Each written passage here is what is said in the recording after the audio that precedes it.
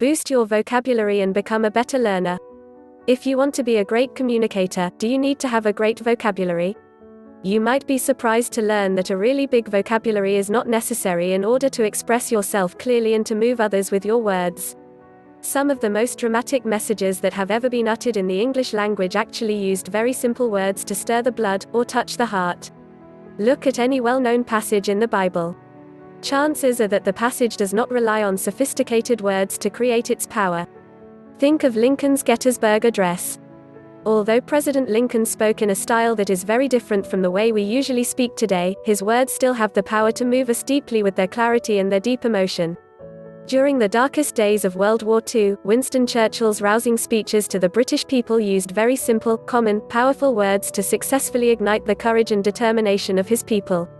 So if it's possible to communicate effectively without using a lot of very big words, why should we bother to try to expand our vocabulary? The reason is that learning new words expands our understanding and improves our mental muscles. Every new word we learn entices our mind to stretch into new areas. When we have a larger bank of words to draw on, we improve our ability to think and express ourselves. Our thinking will become more fluid and supple, and we will understand more of the world around us and within us when we have a larger vocabulary. In the modern world, the ability to use words effectively is often highly rewarded. The English language has an enormous number of words, perhaps more than 500,000 of them. Most people, however, use a vocabulary of just a few thousand common words on a daily basis. It is possible to get by in the English language with a limited number of words, but you expand your options as you expand your vocabulary. When you understand very few words, you are limited in your ability to learn new information. If you want to increase your vocabulary, there are many approaches you can use. One good way is to read books or articles that are slightly more difficult than what you are accustomed to. When you come across a word you don't know, see if you can figure out its meaning from the context. Look at the way the word is made up, with its letters and syllables. Does it remind you of any words you already know? What parts of it are familiar? Many words in the English language are made up of common roots they share with other words. You may be able to deduce the meaning of the new word from the way the syllables are put together and the way it is used. You should consult a dictionary to be sure. If you come across a word you don't understand during the course of a lecture or a conversation, you can ask someone to explain the meaning of the word. Many people are reluctant to do this because they are afraid of exposing their ignorance by asking. It is occasionally true that other people may choose to look down on you if you confess that you don't understand a certain word. On the other hand, they may be happy to teach you something new. If you decide you don't want to ask anyone else for the meaning of words you don't know, be sure to make a note of those new words and look them up later. Should you try to learn new words directly from a dictionary? It depends on your learning style and your preference. Some people will become bored very quickly while reading a dictionary, while others will find it fascinating. All dictionaries are not alike, and you may find a certain version far more useful than the rest. Good dictionaries will do more than just give a definition of a word. Some will show you an example of the word used in a sentence.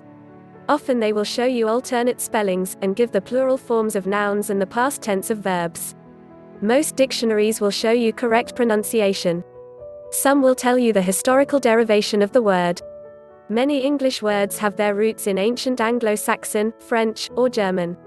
Language is always evolving and new words are being created every day.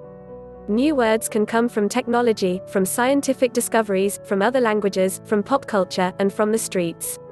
When learning new vocabulary, you can better integrate it into your brain if you actively involve yourself in the learning process. When you encounter a new word, write out a definition of it in your own words, and write one or more sentences using the new word in context. Visualize the word in its printed form. Say the word out loud, and spell it out loud. Say a sentence out loud that uses the new word. Make up an image in your mind that will help you remember the word. If you make the image funny or bizarre, you will probably remember it better. To improve your use of language and your ability to think, practice summarizing the theme of an entire article or book using just 1 or 2 paragraphs. After you have read an article or book, try writing out 2 different versions summarizing your ideas. Do one version using very simple, everyday words. Make it as clear and simple as you possibly can while still maintaining accuracy. Do another version that uses very complex sentences and advanced vocabulary, like you imagine a university professor might write. This will give your brain a good workout and increase your verbal and mental flexibility. If you are committed to expanding your vocabulary, how many new words should you try to learn in a day? It's up to you. Just 2 new words a day will add up to more than 7,000 words in 10 years. 10 words a day would add 36,000 words in 10 years. Once you have learned a lot of new words, should you work them into your conversation every chance you get? The kind of vocabulary you use should always be appropriate to the context in which you are writing or speaking. For example, if you are speaking to a group of high school dropouts, you may want to use different words than if you are speaking to a group of scientists. Don't use an impressive vocabulary merely as a means of showing off, always using big words when small ones would do. People can often intuitively feel when you are using fancy words merely for effect, and not because you need them to communicate. But if your new vocabulary really has become a part of you and has a useful place in your writing and conversation, by all means, go ahead and use it.